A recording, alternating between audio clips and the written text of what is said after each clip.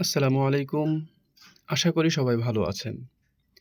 বন্ধুরা, আমার বাজরিকা পরিবারের একমাত্র ছানাটি বেশ বড় হয়ে গেছে এবং মায়ের ভালোবাসা সন্তানের জন্য অটুট, অকল্পনীয়। যার প্রমাণ আমি যখনই তাদের হাঁড়ির কাছে আসি দেখতে পাই।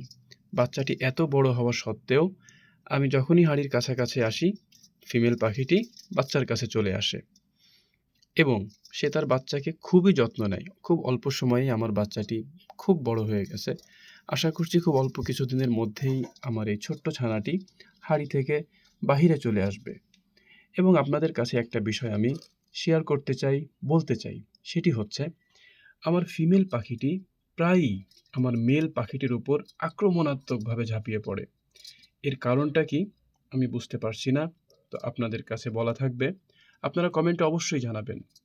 এই সময়টিতে কেন ফিমেল পাখিটি পুরুষ পাখিটিকে মারধর করতে চাচ্ছে এবং আপনারা দেখতে পাচ্ছেন ওর গায়ের লোমের অবস্থা বেশ খারাপ।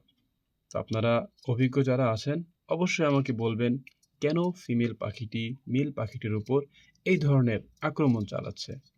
সকলের জন্য শুভকামনা রইল। ভালো থাকবেন।